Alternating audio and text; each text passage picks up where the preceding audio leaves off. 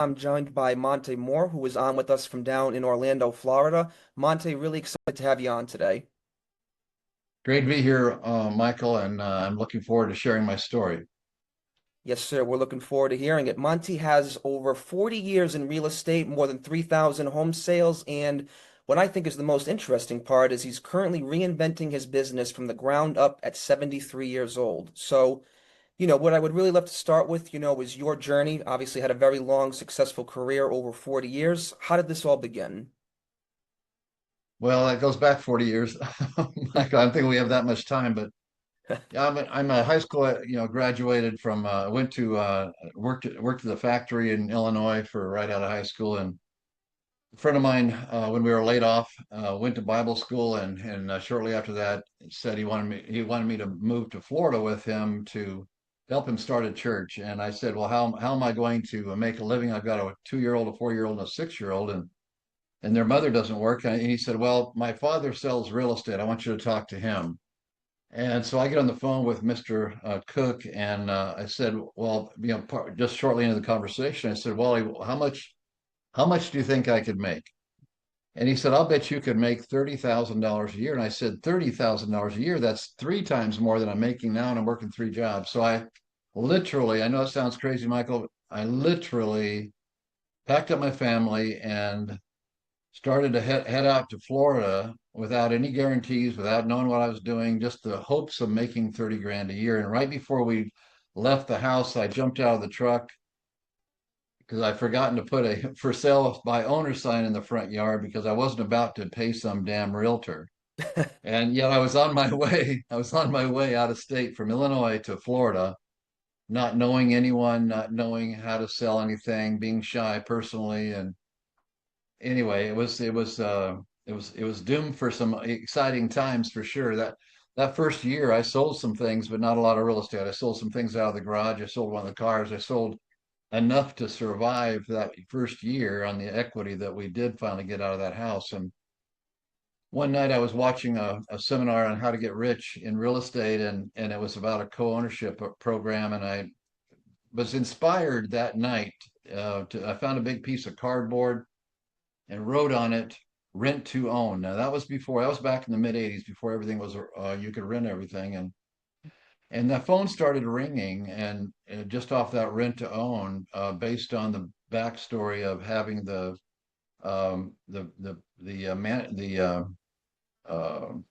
investment idea, the investor idea of connecting an investor to a renter. It's called co-ownership. And so we did that for a while. And anyhow, within a year and a half, I was the number one agent in Brevard County. I went from a starving realtor to somebody somewhat successful, certainly in my world, because of a unique selling proposition, a call to action that spoke to a pain point. So I learned a huge lesson at that time in my career that you've got to speak to the pain point. You've got to give the consumer a reason to reach out to you. See, as you know, there's two ways of creating business. You can prospect for it, make calls and all that kind of thing, or you can market for it and have people coming to you. I'd always rather have people coming to me. And I know you've got a service that kind of works in between that. I'm anxious to hear more about that. To put AI to work for me as a real estate broker. I'm excited about that. But anyway, then within 3 years, I was the number one agent in the county.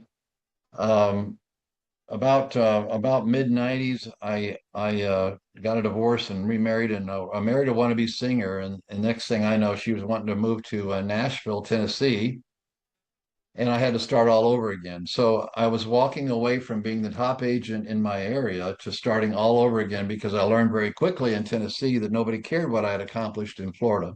Hmm. So I was there for 29 years and had climbed the ladder there until I was in about the top 10 to 20 agents in Middle Tennessee.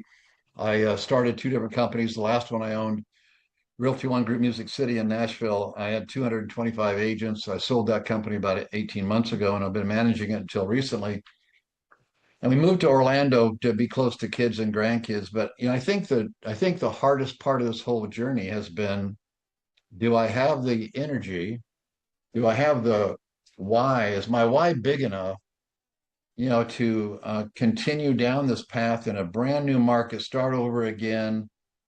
Start overs are not easy, Hmm. especially in a crowded industry like real estate. In Tennessee, there were 21,000 agents in Tennessee, which is a lot. But Florida has 220,000 agents, 10 times that amount. Everybody's got a license here. So it's very, very crowded. And, at this point in life, I don't have to work. A beautiful home on the water here, and everything's paid for, and we're living life. We're a golf cart right away from the grandkids. But after 42 years of doing this, it's really what I've done. And I'm one of those, I'm not suggesting people do this, but I'm one of those people who sometimes is tempted to gauge my value on the planet based on my productivity.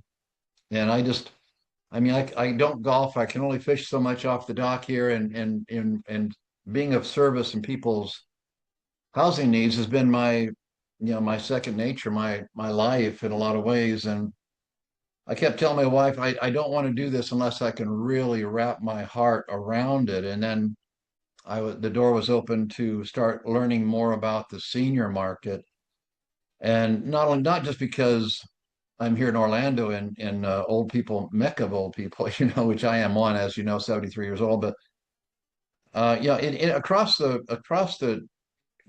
board, our half of our equity. This country has about $35 trillion in equity, real estate equity. And half of that equity, or $17 trillion of that amount of that money, is owned by seniors and their parents, baby boomers and their parents. So if you're going to focus on a market, so the temptation in real estate is just to shoot, just to be, try to be everything for everyone. Right. And the problem in that is you end up being no one for everyone, and and it's really better to go down in a niche market of some sort, whether it be first time buyers or, I mean, this is my opinion. That's only my opinion. First time buyers uh, could be school teachers. It could be, but in my case, I'm going down that direction, that focus of senior citizens. And not just because I am one, but because I think that I've seen many times seniors being taken advantage of. Especially with the flippers, and I'm not against flippers whatsoever, but I want to make sure that the seniors have good representations, an advocate in their corner. And I don't just stop at the real estate part. I'm also qualified now to help them locate a senior community, whether that's independent care, assisted living, or memory care. I now visit all these places in Central Florida. So, and I gauge them from my own perspective. That's one advantage I have, I think, working with the seniors, is because I am one. And I just not long ago we helped my mother and her parents, my mother and my wife's parents. They lived with us for a while, and then we helped them find, assisted living. And then we helped them find the next level, and so forth. And so we have a firsthand experience of how fragile life can be at certain points in life. Yes. Things can happen so quickly. Life can change so dramatically. My mother was doing fine, and then she fell, and that's usually what happens. Is somebody takes a fall, and suddenly they can't go back home, and suddenly they have to have assisted living, or they stop. They forget to take their medication, and they just things aren't clicking well upstairs, and they've got to go into memory care. I was in a memory care community earlier today, because I'm determined that those communities that I'm recommending are ones that I have gone in personally. I've met the leadership. I know the leadership. I see what kind of a community that they're operating, and I won't hesitate in those scenarios. I don't want to hesitate referring my clients to this community. Well, what I help my mother move in is how I look at it. So I'm really taking this to heart, and I'm not been ever been more excited nor more confident about a future career in this business, because I think it always, if you can find something that feeds your heart, I think it no longer becomes work. I think it becomes a ministry, so to speak. And I'm just really, I mean, this one I went into today was memory care, and I connected so well with the people. They want me to come back and speak to their residents, which was a real compliment. But I said I start with sometimes with a conversation because they're the gatekeepers don't want me in there. They get I'm just another salesperson initially is what they think, and then when I finally do get past the gatekeeper, I sit down with the social worker or discharge planner, whoever, and I said, "When's the last time you had a 73-year-old come in here to show you some new technology?" And they always say never. And that's what thing cool that I've gotten my hands around is I've got a great unique website called Best Senior Living Central Florida, which I start the conversation with, have you ever been on Zillow? And of course, everybody's chuckles and well, yeah, I was looking at property on Zillow the other day. And then I asked the question, wouldn't it be great if we had something like Zillow only for senior communities? Because the reality is when a senior does decide or the adult child does decide to start looking around for the right community for mom, it's kind of overwhelming because I know right here in Central Florida, for instance, there's 300 choices, 300. Oh And wow. you have to have to search individually, it would be exhausting.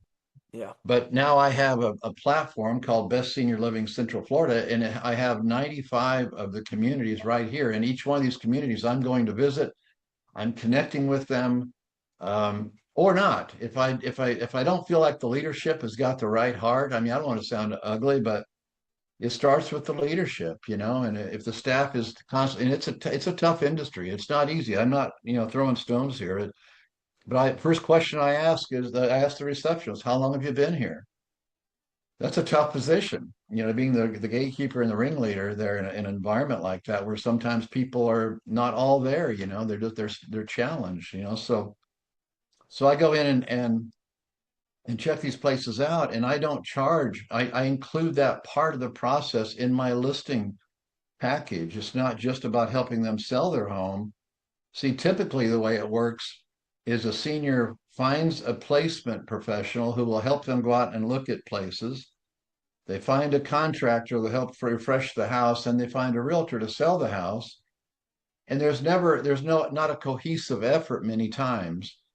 And I'm not downing that format because that's the way it's been. I mean, I've been there before. I've been the realtor at the tail end of it where mom was placed someplace and they had somebody come in and clean out the house and declutter and so forth. And then I got the chance to sell the property.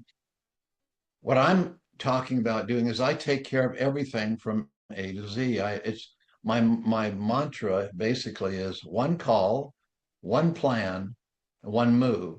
So that so then they've got a senior who's involved in watching over that whole process, managing that whole process, so that the adult child who's on the other side of the country or whatever is not having to do that. I'm taking care of that myself, and all that's included in my listing service is managing because I've got a contractor now who will come in and either do a light refresh to the home or a complete rehab for the home or everywhere in between and not charge the client until we get to sell the house, which again takes not only takes a huge burden off the family because I'm going to be one managing it, but it also puts way more money in mom and or dad's pocket. A quick example, I just sold a home recently that before I met this contractor who's willing to do this, the mom had passed away and the son was the executor and his sister was the one trying to drive the bus. And even though she didn't live in the same state, but she had her opinion because everybody looks at Zillow and Zillow says it's worth 750. And I said, unfortunately, Zillow is determining that value based on flips, and flips are homes that have been updated and they're like new in comparison to yours. Yours, I know she updated it, but that was 1987. So most people would consider that not updated in today's terminology. And so I walked into an appointment then thinking that it was worth 750, like Zillow had said, but in reality, I told him it was worth a maybe 540. Because if you do the math, okay, if it's worth 740 and it's going to take 150 to update it, subtract, what kind of margin can somebody work with? Well, they're not going to do it for less than 25 or 30,000. That's a high risk for that kind of yield even, so a flipper's got to make some money in it. So what is the most they can pay? They can't pay more than 550 is what I told them. They didn't believe me. The sister was going to sue me because she was convinced it was worth 750. So we had it on the market. We did all that we could do for it. And I got 8 offers on the property. And at the end of the day, it sold for $545,000. And so she backed off and stopped threatening to sue me because I wasn't trying to give the house away. I wanted the most we could. And unfortunately, that was about 2 weeks before I met this contractor who now will work for me exclusively here in this area and offer to come in and rehab the house totally at whatever level they want to, whatever the market can handle, and then give us 2 months to sell it after he's done working on it with before there's any interest on that effort. So that's a huge benefit. So that's one of the things I bring to the senior community that I don't know of anybody else that has. I mean, I've got cash buyers as well. You can find flippers all day long, but the flippers want to make that profit. If we can help mom, especially because typically it's dad that leaves first and then mom's by herself, and if we can help mom walk away from that property with an extra 50 to $100,000, I can't tell you what a great reward that is to my heart, knowing that I've given her enough money for another year or two's worth of rent in one of these places. Because what people don't realize, these senior communities are very expensive, and I get it that the costs are high to run these, but they average somewhere around, I think, $3,500 to $4,000 nationally is the national average, and that's quite often before they add the services to it. That's just the base rent. And then another $1,000 to $1,500 typically is added to that for the various services, depending upon the individual needs in that scenario. So Michael, I've learned a lot in the last few months. I've read 6 books on it. I've gotten certified on 2 platforms. I'm a little bit compulsive. Maybe when I get into something, I really get into it, but I wanted to be equipped to truly serve folks because I've learned a long time ago that the best realtor lives on referrals, and that was what was so hard to leave Brevard County, Florida, the first time, and then go to Nashville, and then to leave Nashville now and come here back to Orlando to start over again, not having that database of people who already know, like, and trust me, and giving that up to start over again. But it's my mission now to help make a difference in the senior community and be an advocate to them to the full extent. I know I shared a lot there, but that's the story, and I'm sticking to it. Yeah, no, that's absolutely incredible. What you've accomplished throughout your life and what you're currently building now in Orlando. Normally I would ask about, what types of trends you're seeing in that specific market, but from what you described, it sounds like there really aren't too many, folks in the real estate industry who are really doing what you're doing. Not only, do you have the focus on helping the senior market, but, you're taking it a much step further, especially with respect to the education where you help them find assisted living. I mean, I certainly don't know anybody in the real estate industry who's ever done anything like that. Is that, common down there, or, is that just something you really took initiative on to be a part of your rebuilding? It was the concept. I got certified on a platform called Mom's House, which is really interesting. It opened my eyes to the. I could really get into this, just helping seniors, and it opened and it made apparent that most of these senior communities will pay 1 month's worth of rent to somebody who helps them place somebody. And in other words, that can be $3,500 to $5,000 on average. And you don't have to be licensed to do that. So the idea of getting paid for placing somebody and getting paid a commission, that sounded pretty good. Yeah. But then the further I got into it, I realized that this is my own conviction. I'm not suggesting anybody else walk this out because I know that the gentleman who another platform that I've gotten certified on is seniorhomebusiness.com. It's the owner of it, Matt, is an incredible, just incredible guy. He's been doing this for years, and his focus, he's not a realtor. His focus is on placing people and all the keys and efforts. He's done an amazing job, and he said, that I mean, there's nothing wrong with doing, earning the money on both ends. My point is, about 1 o'clock in the morning, about 2 weeks ago, I decided, I'm not going to. I want to really be the seniors advocate. So I'm not going to accept payment from the communities, I'm only going to charge for this effort. I'm only going to charge on my listing fee. And so what that allows me to do, which is really is unusual, because again, typically, and again, this there's no fault to this. I mean, we all want to get paid for our efforts extended, and showing communities is quite honestly a lot like showing real estate. I mean, you go out there and show 3 or 4 properties in a day and help people make decisions, and if those didn't work, you go out and show 3 or 4 more. But what I'm doing is I'm communicating like my appointment today with a local place called Providence. I said, this is the difference that I bring to the table. I am not going to collect a referral fee from you guys. I'm not requesting that. First of all, I asked, do you pay a referral fee? Yeah, we pay a referral fee. What's your average monthly? It's around $7,500. So we would pay you $7,500. And I said, this is the difference with me. I don't want that. And I don't have deep pockets. Don't get me wrong, Michael. I don't. I should, but I don't. But anyhow, the point is, what I want you to do though is I want you to credit my client back that money you were going to pay me in either a monthly reduction or maybe the first month for free. Oh, wow. Yesterday, I got in a, I was almost in an argument with another assisted living because he said, Monty, I work for a large company. They pay out like $75,000 a month in referral fees, and we're going to pay somebody. I said, you're not going to pay me. Well, I want to make sure we can work together, and I see you're going to be bringing value to it, so we want you to be paid. I said, no, I want to be able to look at all my clients, and I want them to know that my opinion of this community is not based on what I'm earning here. My opinion of this community is based on the fact that I've come in and looked at it personally, toured it personally. I've talked to the leadership. I know some details about the place. I've not only done that, but I've also gone to the government site on complaints and that kind of thing. I know before I walk in the door a lot about the place. I've done the research, but I talked to the receptionist. Hey, how long have you been here? You're doing a great job, or not.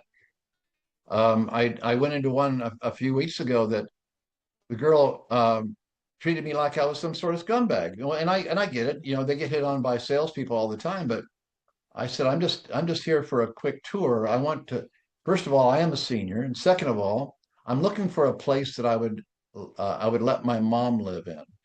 Now, my mom is no longer here, but that's the level of scrutiny I'm looking at. With the level of intention, not scrutiny, but intention that I'm looking at it. Would I encourage my mom to live here? And so yeah, that is a little different approach. I'm including the senior placement as part of my listing package. So along with if they want it, the place refreshed, if it needs that, or if they have the time to, not everybody has the time. If they want a quick cash offer, I can provide that as well. Or if they have the time where I can help them elevate the value, the net value of their home, I want to do that as well. So it's a little different approach, and people have said, why would you give that away? And the only way I notice how to say that is simply I want to provide an unbiased opinion. I don't want it based on because the temptation in that industry is similar to the way it used to be in real estate, where if somebody was doing a for sale by owner and didn't want to pay a realtor, nobody showed the property. And that's a real short-sighted vantage point. I mean, I'm not criticizing anybody. We have to make a living. I get that. And it comes with a conviction that you're coming from a place of abundance, not lack. You're coming from a place of love, not survival. And if I'm out showing property and there's a for sale by owner and they refuse to pay an agent, I'm okay with that because I value the relationship of my client who becomes a long-term friend more than I do that commission. And as a quick example, I know this sounds crazy for anybody watching this, a realtor, but in 2008, the market was really, really bad. I don't know if you remember that Oh, or not, yeah. Michael, but I the remember. market was the market was really, really bad. I had gone through a divorce. I was hurting so bad physically I could barely walk. I needed my third back surgery, but I didn't have the deductible to start the process. I could barely walk, but the point is, I had become a short sale expert because there were so many short sales at that time. And after doing a couple of short sales with banks, I thought, I hate dealing there. There's no compassion. There's no common sense. The banker, no offense to any bankers, but all they do is they just look at the numbers. They don't look at their lives involved in that short sale, or the things that happen were out of people's control. And and so I thought, well, I'd rather work for free than do that again. And I thought, I know it sounds crazy, but I thought, well, what would that look like if I worked for free? What would it look like if I offered to waive my listing portion of the commission for those who are buying another home locally, and that they would just buy their next home with my help? So yeah, I would have to sell two homes to get paid on one. But if I could lower the cost for the seller to sell their home, then I could increase their likelihood of selling and be more competitive with those homes that were short sales and bank foreclosures and all that. And I put a billboard up on I-65 in Nashville, and it said, "We sell homes for free, guaranteed." And it was kind of slow start because people said, "Well, you get what you pay for," and I did not develop um, a love section in the bleachers for me as from the real estate community, because they blame me for the market. And I said, "Look, I'm just trying to help people. I'm not that powerful. I'm trying to help people, not be short sales."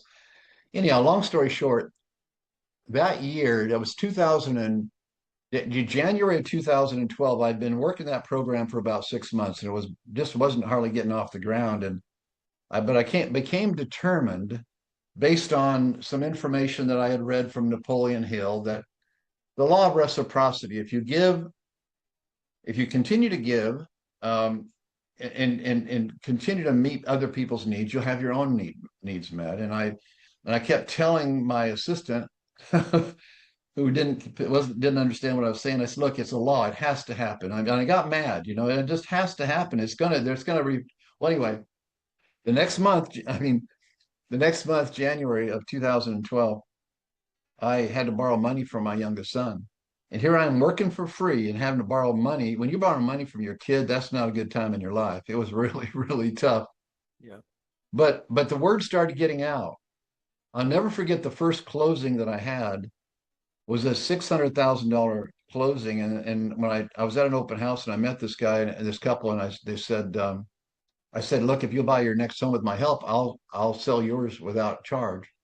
Hmm. We're going to pay the buyer's agent, but we're not going to pay me anything, nothing, no, no, nothing." And he said, "Are you sure you want to do that? We've got a $600,000 property." I said, "Yes, I do." And here I am borrowing money from my son. Borrowed $3,000 in January of 2012. And and that when I closed that property, the first one, the other agent walked away with an $18,000 commission, and I walked away. I walked away with a handshake.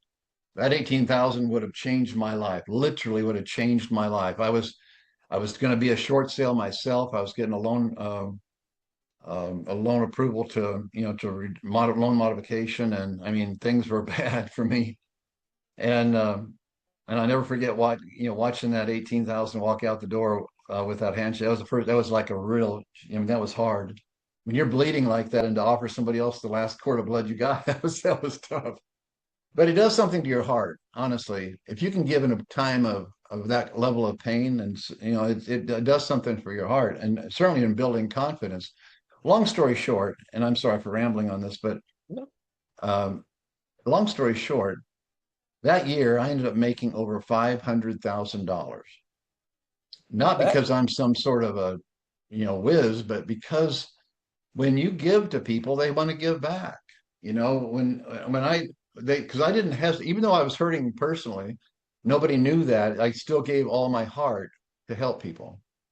And yes, I did it, with making other agents mad. They were, but I knew I was doing the right thing. So anyhow, the following year I made another, close to $500,000. The next year after that, I made almost $1 million. Now we earned it because we had to sell two homes to get paid on one. But the point of all that is simply, I learned the hard way that if you give, like Zig Ziglar said, if you help enough people get what they want in life, you'll certainly get what you do. So I'm bringing all that knowledge and all that experience, and caring heart. So it's not hard for me to give away that part on the front end that is mine. I've learned that referral fee from the community. But if I can look at the consumer, if I can look at a senior brother or sister and say, I don't have a dog in this fight. I just want to help you make the right decision. This is a big decision to leave home sweet home, which you've got all these memories in, and you raise the kids here, and the I mean the grandkids at Chris, all this stuff, all this life, and you're gonna let go of that and move into a community with people your own peers and people that you can connect with and identify with, and but it's a whole new environment. If you're willing to do that, I want to be your tour guide and I want to help you through the process. And I want you to know you've got an advocate. I want you to know you've got a big brother in the background. I'm 6'6", and so I can easily play big brother for people, and do it from a place of love and care and abundance. So that's my story again, and I could go on. There's a lot more layers to that, but I think those are the things that are probably the most important for somebody, and that is, first of all, if you haven't read Think and Grow Rich for a while, read it again, pick Mhm. it up because you're a different person today than you were when you read it earlier. If you haven't read it at all, think about this. This book was written in the turn of the century, 1900. It's still in the top 20 books ever written next to the Bible. Top 20. Think and Grow Rich. At a time where he was himself was having to walk it out himself. In that book, Think and Grow Rich, there's one formula that he says repeat this daily. It's a self-confidence formula.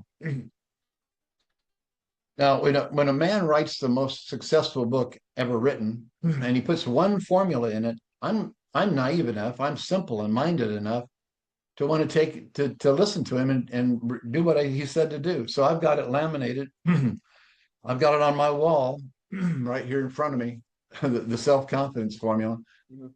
And the reason for that, Michael, is because people have to buy us before they ever buy what we're selling. And I know that Napoleon Hill, who wrote Think and Grow Rich, he studied for 20 years successful people. He studied unsuccessful people because success leaves clues as well as failure does. And he got in front of all the most successful people of that time, and he comes up with one formula to make sure that, and then tells us to write our name to it and repeat it every day. I did that.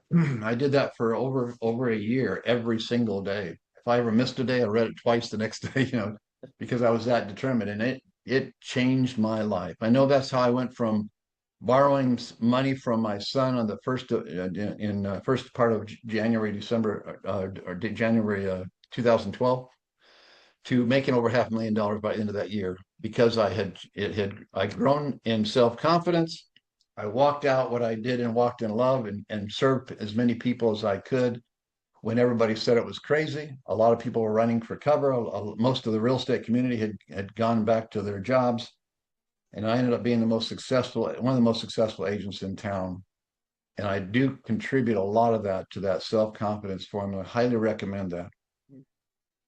Yeah, absolutely. I agree. Without trust really, and it's really admirable, what you've done because that's what you're working to build. Because if you don't have that trust, that relationship with the individual, like you said, we don't happen to have anything. And that's what helps build your reputation, referrals, everything that all directly ties in. So, it's really incredible that not only you recognize that, but the steps that you've taken and continue to take in helping establish it. Saying that you don't have a dog in this fight. I mean, yes, you got to get paid, like you said, we all do. We need to make a living, but the care, the concern, it's really there, especially for these people in particular who, I say this with all due respect, but they tend to be, amongst the most vulnerable because, you even mentioned it in one of our previous conversations that they're very likely to be taken advantage of. Unfortunately, that's just the way, things are. So they need that advocacy to really, help them ultimately get to the best place where they want to be.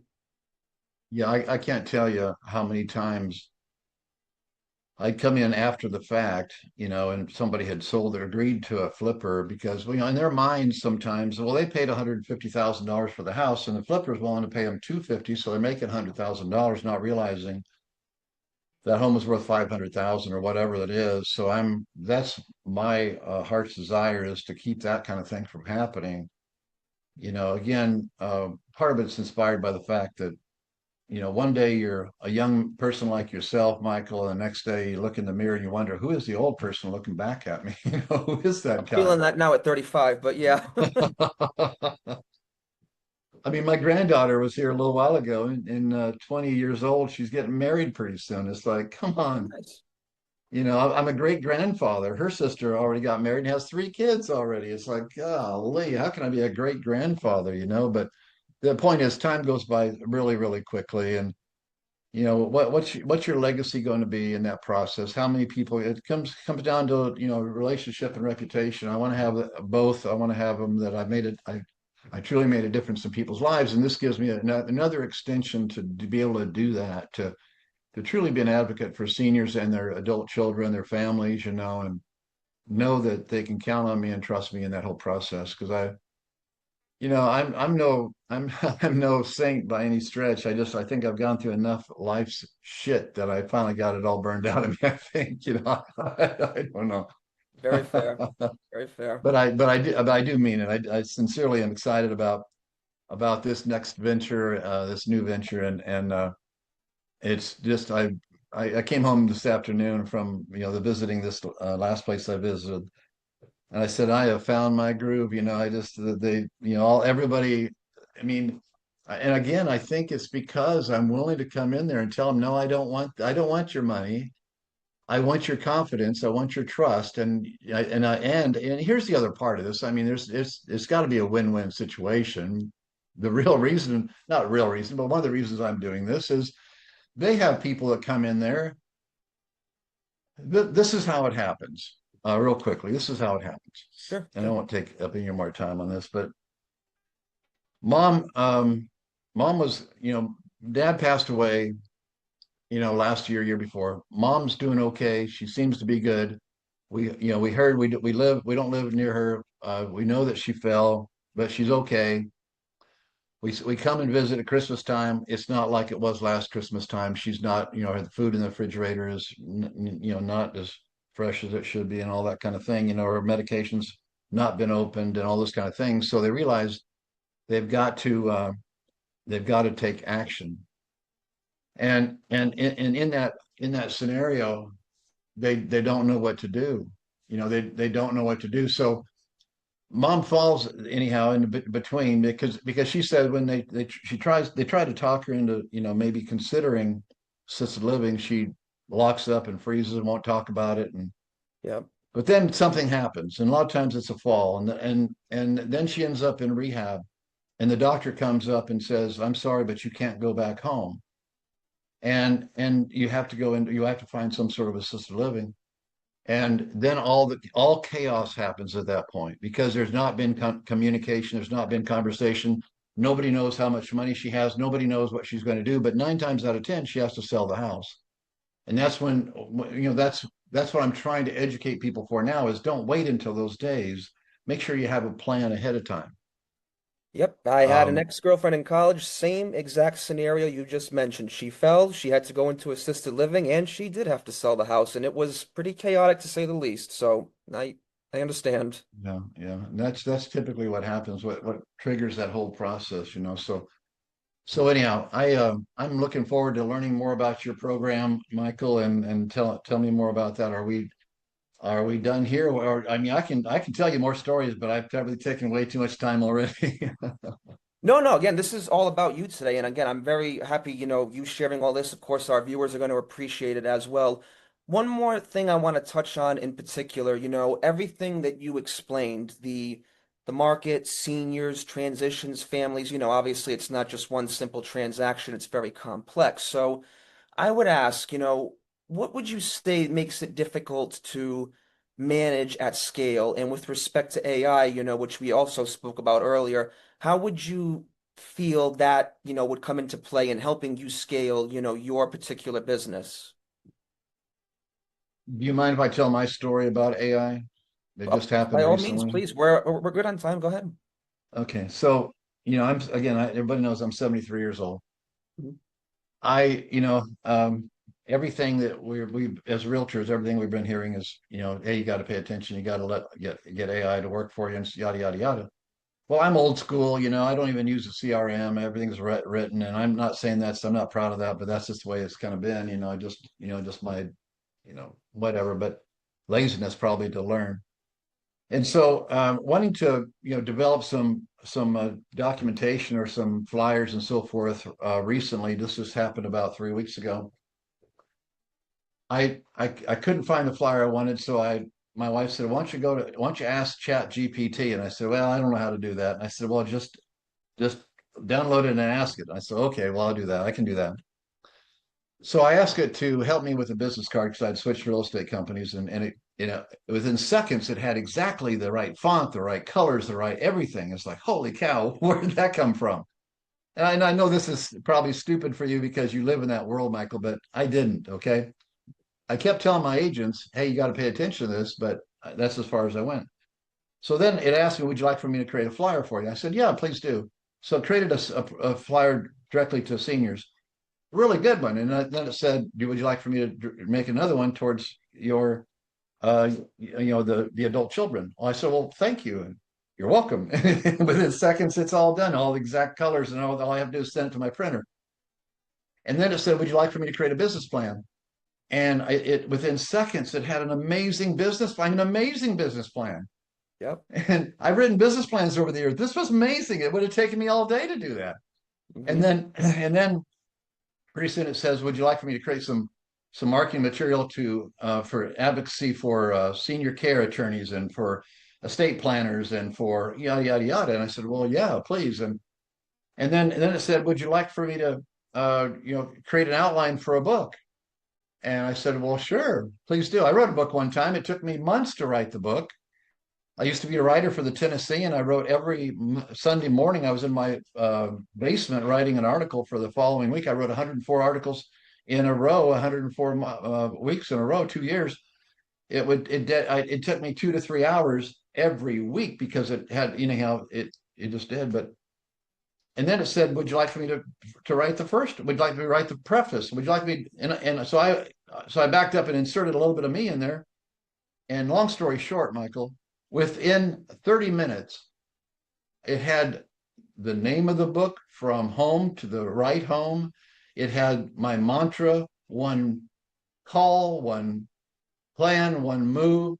It had, I mean, it was just highlighting throughout the unique selling proposition of not collecting. And it was phenomenal what happened in 30 minutes. Collectively, all this happened. I was shocked, and now I don't do anything. I try not to do anything without using AI because it has proven itself so beneficial for my world of helping me. It's like having a partner sitting right here next to me to help me go through this material, and I'm just dealing with Chat GPT, which is probably the low spectrum as far as learning your voice and all the different things about you. So do I think that it could be an amazing tool to further extend your visibility and your lead follow up and your lead creation and all that. I'm absolutely a believer, which just like I said, just happened in the last few weeks. I Yeah. was telling my agents, that man, I just discovered, um, I just discovered Kleenex or something. I mean, it was so impactful and so amazing. And here, people like yourself have known about this for a while. Hmm.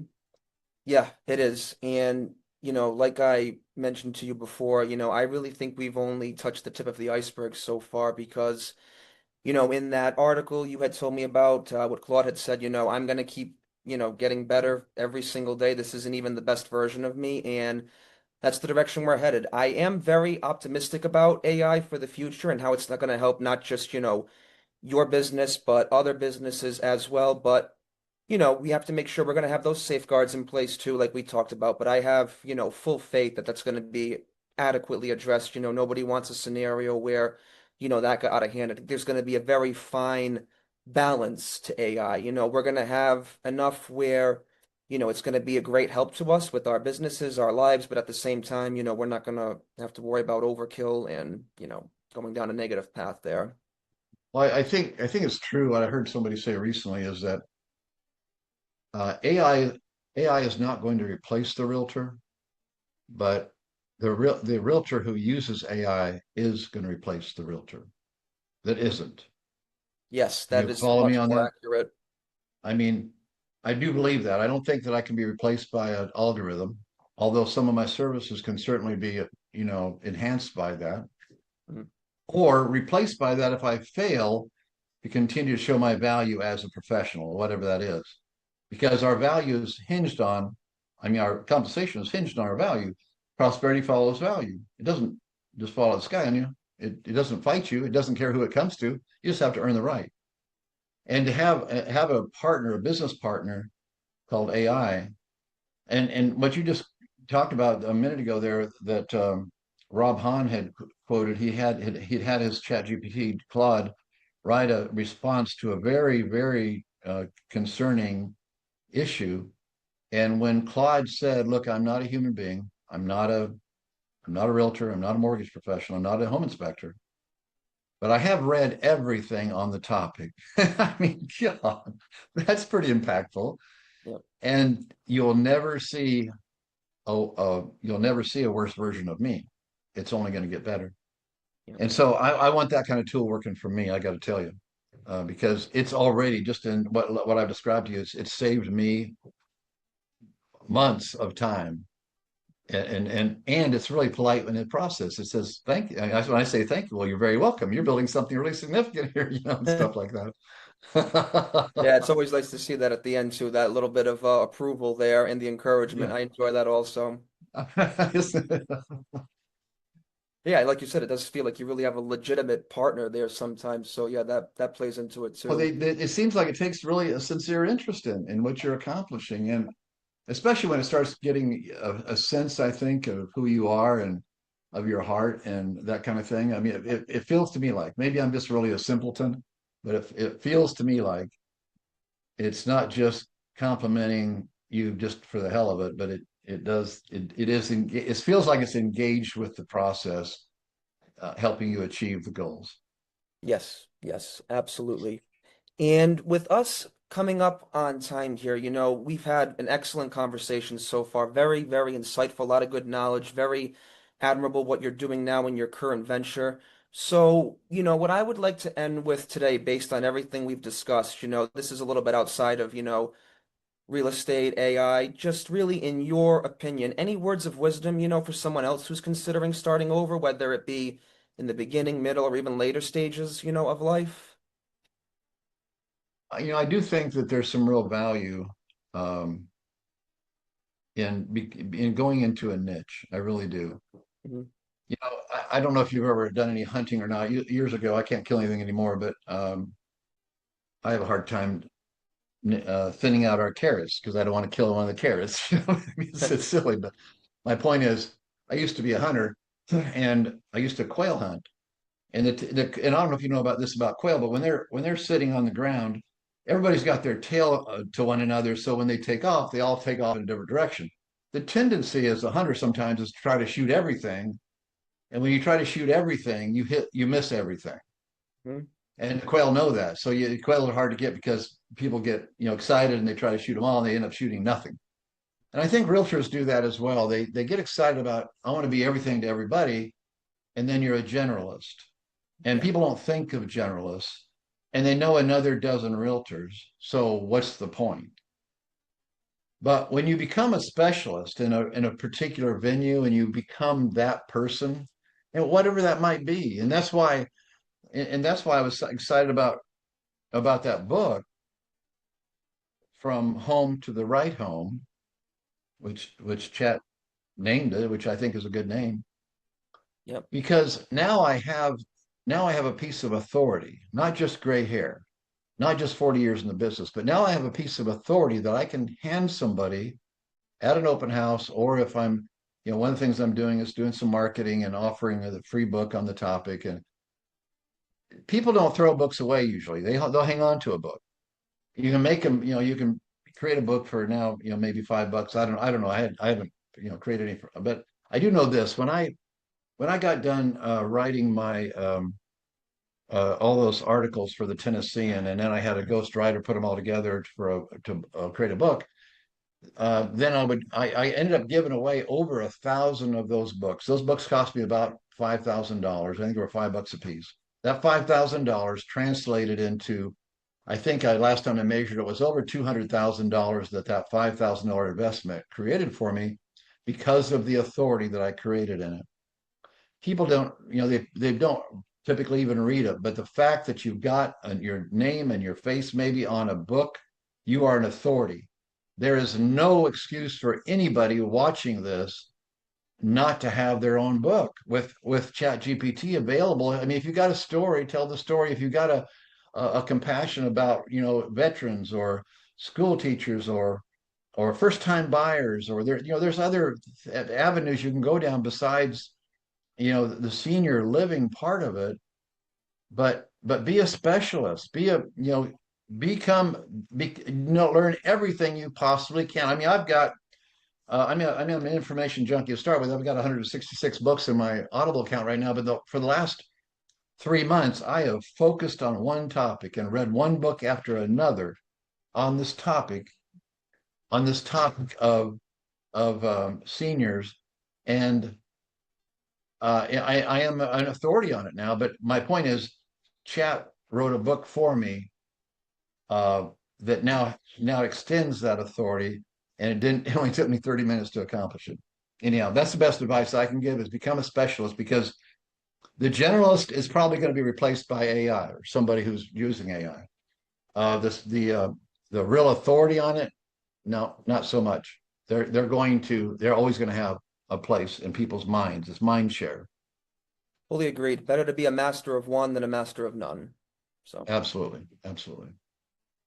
all right, Monty. Well, this has been an outstanding conversation. I really appreciate you coming on and sharing your experience. You and I will continue our conversation afterwards. But before we wrap up, where can people again learn more about you or connect with you on your business, whether they're local or maybe going to the area? Yeah, my cell number is 615-300-8393. I share my number. I live on it, 615-300-8393. Or my email address is Mr. Monte Mohr at gmail.com. That's Mr. Monte, Monte, Mohr, Mohr at Gmail.